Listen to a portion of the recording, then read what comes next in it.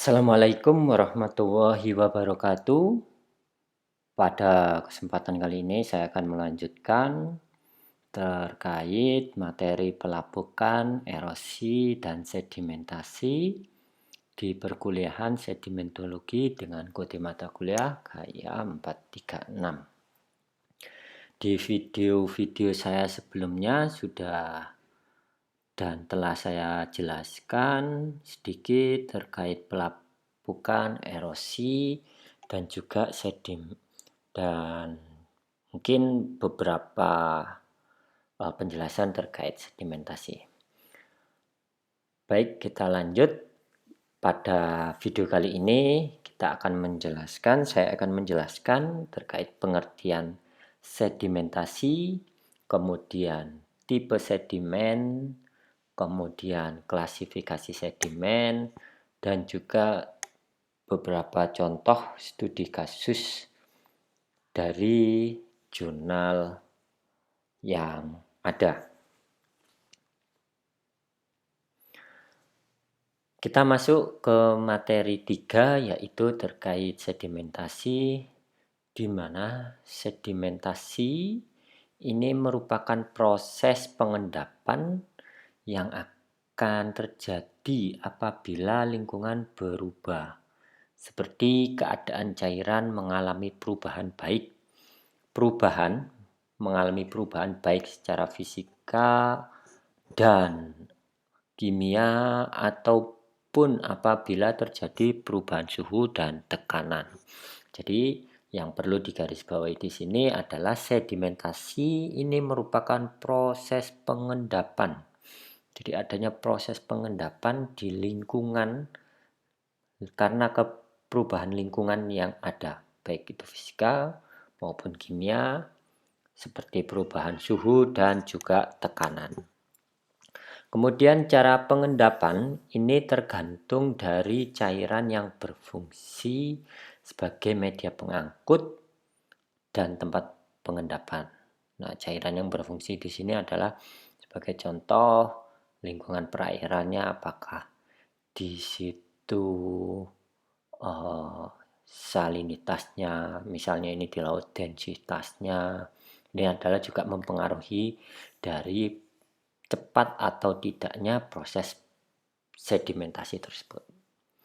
Sehingga proses sedimentasi ini tidak hanya terjadi di pesisir ataupun di dasar perairan, tapi juga di rawa-rawa, kemudian danau, yang tentunya ini lebih banyak di daerah daratan ataupun di daerah estuari maupun pantai.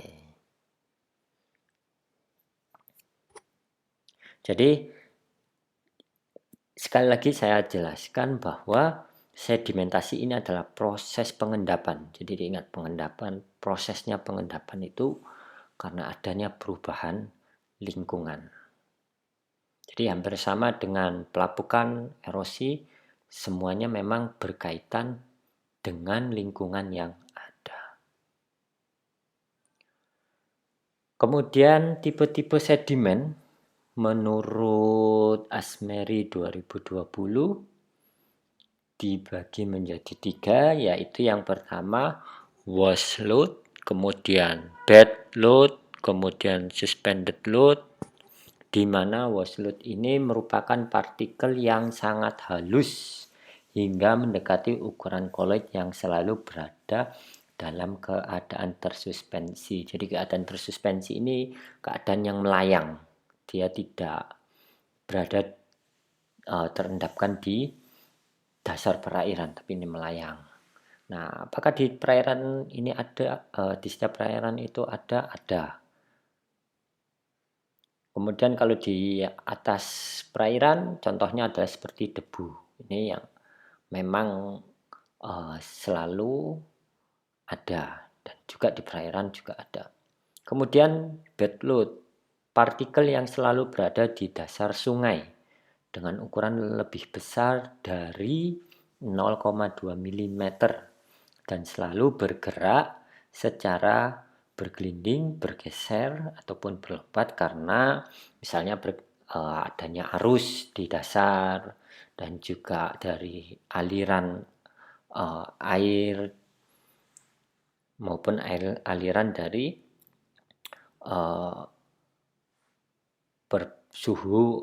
perbedaan suhu yang menyebabkan arus di dasar. Ini merupakan bed load. Kemudian suspended load, partikel yang sangat kecil dan mudah terbawa air akan tetapi akan mengendap jika daya angkut partikel lebih kecil daripada berat partikel. Jadi ketika partikel ini akan mengendap jika daya angkut partikelnya lebih kecil daripada berat partikel. Jadi bisa dipahami ya jadi daya angkutnya dengan partikelnya ini maka lebih berat partikelnya, maka dia akan mengendap. Berarti tipe-tipe sedimen ini tentu akan berada pada kondisi mengendap itu jika adanya perubahan lingkungan dari si partikelnya. Jadi kembali lagi ke konsep di awal bahwa sedimentasi merupakan proses pengendapan karena adanya perubahan lingkungan. Kemudian berikutnya adalah klasifikasi tanah, di mana klasifikasi tanah yang pertama menurut Asmeri 2020 dibagi menjadi 3, halus, sedang, kasar, di mana halus ukuran butirnya adalah kurang dari 0,075 mm, sedangkan maksud saya sedang, ukuran sedang 0,075 sampai 0,2 mm, kasar di atas 0,2 mm. Kemudian USGS ini membuat ukuran atau klasifikasinya menjadi 3 sama, hanya ini berdasarkan bentuknya ya. Jadi lempung itu kurang dari 0,01, kalau lanau ini 0,01 sampai 0,074, pasir 0,074 sampai 4,75 mm.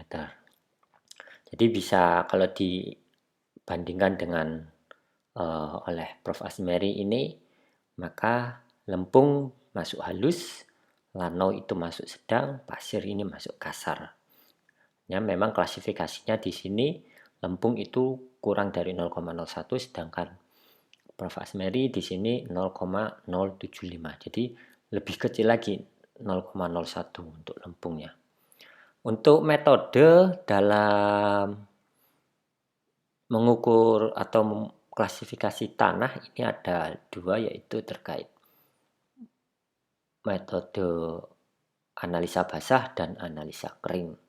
Kalau salah satu alat yang bisa digunakan untuk menentukan butir dan juga besar sedimen adalah sieve shaker seperti terlihat gambar di sebelah kanan.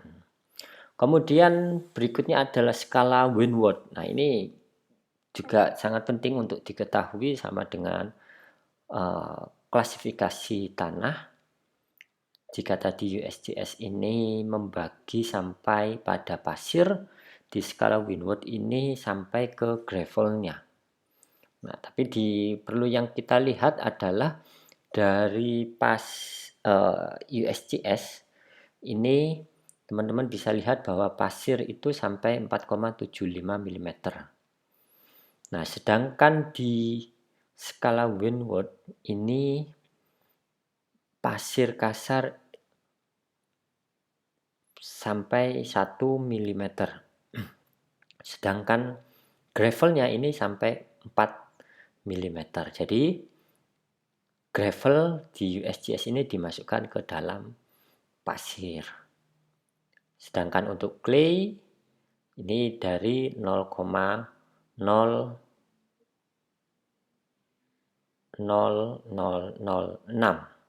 Nah, kalau milimeter, sedangkan mikronnya 0,0 mikron.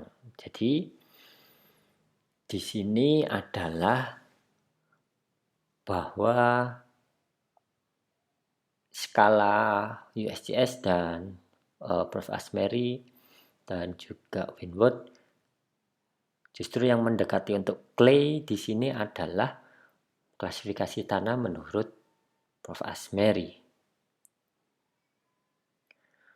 Kemudian di skala Winwood dibagi menjadi 4, yaitu lempung, lanau, pasir, dan pasir kasal, gravel, batuan ini batuan. Nah, kemudian untuk tipe batuannya ini ada konglomerat, kemudian untuk pasir sandstone, siltstone, kemudian lempung, batuan lempung. Jadi ini adalah contoh-contoh di sebelah kanan, contoh-contoh tipe batuan yang mengalami pelapukan, erosi, kemudian tersedimentasi. Jadi itu urutannya. Ini adalah contohnya ketika nanti pelapukan, kemudian sampai tersedimentasi, kemudian di perairan ketika kita menganalisa, kita menemukan ukuran butir yang sekian milimeter, maka ini masuk skala mana. Itu. Berikutnya adalah studi kasus. Beberapa contoh studi kasus telah saya ambil dari beberapa jurnal. Yang pertama adalah sedimen laut sebagai proksi dalam menentukan dinamika iklim di masa lampau. Jadi studi ini itu mempelajari terkait dinamika perubahan iklim di masa lampau untuk dapat atau sebagai dasar pengetahuan terkait iklim di masa sekarang. Baik itu variasinya, perubahannya seperti apa, ini perlu dilakukan. Oleh karena itu, dibutuhkan bukti yang bisa digunakan untuk men-tracer, jadi untuk melacak kembali di alam terkait kondisi iklim di masa lampau. Salah satu sumber yang bisa dilakukan itu adalah merekonstruksi paleoiklim. Jadi kalau ingin mempelajari masa lampau ini adalah salah satunya dengan mempelajari paleontologi. Jadi ilmu-ilmu terkait paleontologi. Jadi paleontologi ini adalah mempelajari terkait masa lampau. Yaitu paleontologi ini merupakan salah satunya adalah marine sedimennya, jadi sedimen lautnya. Kemudian yang digunakan di sini adalah jika di jurnal salah satu material yang digunakan adalah foraminifera. Kenapa foraminifera? Sepanjang pengetahuan saya, foraminifera ini salah satu biota laut yang memang sudah ada sejak mungkin ratusan atau puluhan juta tahun yang lalu. Jadi memori perubahan iklim itu salah satunya bisa didapatkan dari fosil ini. Jadi ini kalau saya lihat sekilas yang pernah saya lihat, foraminifera ini memang mirip bintang laut tapi ukurannya sangat kecil sekali, mikro sekali. Nah, dari sini dilakukan analisa isotop untuk mengetahui dan perubahan seperti apa, suhunya dulu seperti apa, kemudian istilahnya dari analisa carbon dating ya. Jadi isotop itu kemudian nanti diketahui kira-kira suhu dari 10 juta tahun yang lalu misalnya seperti itu itu seperti apa dengan sekarang? Apakah dari 10 juta tahun ke sekarang itu ada kenaikan atau polanya seperti apa? Itu ini adalah salah satu uh, contoh jurnal yang bisa teman-teman baca, bisa diakses di Oceana. Kemudian berikutnya yaitu fraksinasi logam berat Bb, Cd, Cu, dan Zn dalam sedimen dan bioavailabilitasnya bagi biota di perairan Teluk Jakarta. Jadi ini merupakan kajian geokimia logam berat dalam sedimen telah dilakukan di Teluk Jakarta. Metodenya menggunakan sequential extraction technique, di mana membagi geokimia logam dalam sedimen menjadi dua komponen, yaitu resisten dan non-resisten. Komponen non-resisten tersusun atas fraksi F. Easily freely leachable dan exchangeable, acid reducible dan oxidizable organik. Sedangkan komponen resisten merupakan fraksi sedimen yang tidak labil. Ini dilakukan pada tahun 2007, kemudian keempat logam tersebut umumnya dalam fraksi non-resisten dengan fraksi oxidizable organik. Nah ini sedimen, jadi sedimen yang didapatkan kemudian dianalisa kandungan logam beratnya. Dari sedimen ini bisa, kalau boleh saya katakan, logam berat itu akan menempel pada sedimen. Jadi dan logam berat yang mungkin sulit untuk terakumulasi dalam waktu yang singkat, itu akan selamanya akan dalam waktu yang lama, maksud saya itu tersimpan di dalam sedimen. Jadi bisa kita lihat di sini kesimpulannya bahwa persentase yang tinggi dalam komponen non-resisten ini menggambarkan bahwa keempat logam tersebut sebagian besar berasal dari kegiatan manusia dan memiliki potensi terserap oleh biota bentik. Jadi kalau boleh saya katakan ini juga perlu adanya pengelolaan yang baik di pesisir terkait pembuangan limbah dan sebagainya. Jangan sampai biota yang kita makan, yang manusia makan, ini mengandung logam berat yang berbahaya bagi tubuh kita sendiri.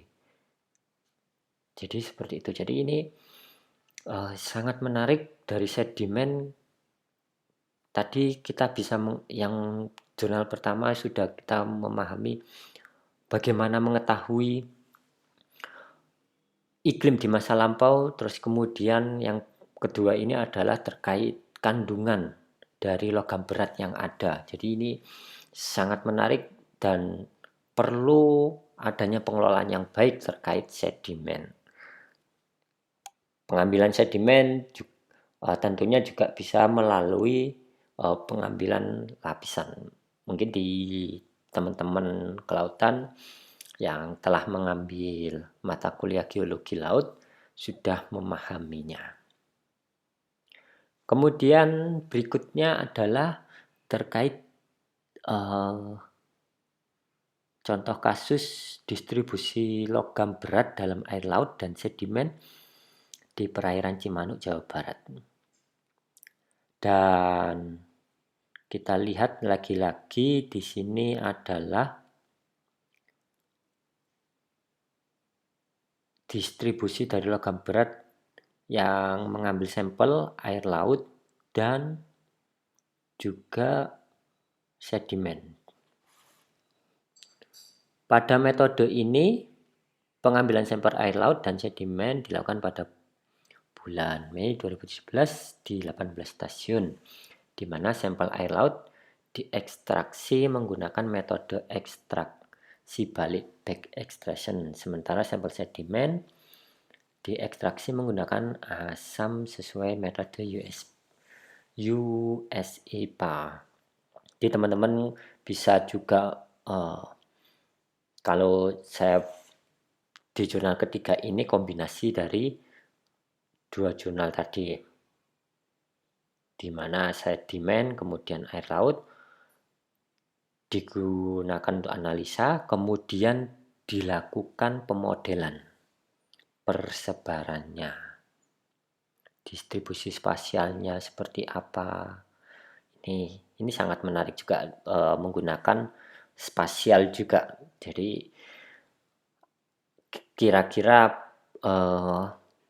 model distribusinya itu seberapa jauh terkait logam berat CuPb, Cd, Zn, dan Ni yang terlarut di dalam air dan sedimen di estuari. Jadi ini juga menarik dengan menambahkan model spasial. Jadi kalau di jurnal 2 tadi sedimennya untuk logam beratnya, kemudian di jurnal yang ketiga ini menambahkan, pembaharuannya di sini adalah menambahkan model spasialnya. Jadi itu tadi contoh-contoh jurnal yang terkait sedimen, mungkin masih banyak lagi terkait sedimentasi di perairan. Ini juga bisa merubah pola ataupun bentuk dari garis pantai itu sendiri, akresi, erosinya. Ini juga akan mengakibatkan perubahan dari parameter oceanografi. Ketika bentang alam berubah, maka parameternya juga berubah. Dan perlu diingat, kembali lagi saya ingatkan bahwa pada dasarnya memang alam itu bisa mengembalikan bentuk semula, bentuk pada saat dia, katakan dalam maksud saya ketika dia sakit dia bisa menyembuhkan sendiri.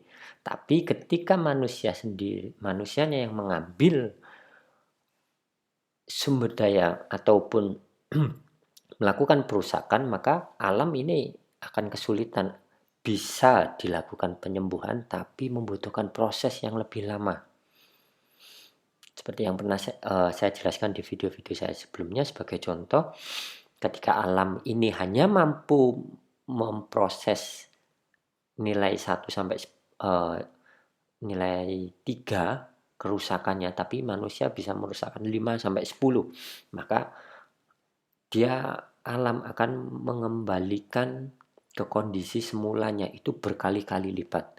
Sedangkan kita tahu bahwa dengan berkali-kali lipat maka dibutuhkan waktu yang lama dibanding dengan alamnya itu sendiri. Baik, demikian penjelasan dari saya. Kurang lebihnya mohon maaf. Dan kita bertemu di video-video saya berikutnya. Saran dan komentar ataupun ada pertanyaan, dipersilahkan. Dan saya ucapkan terima kasih. Wassalamualaikum warahmatullahi wabarakatuh.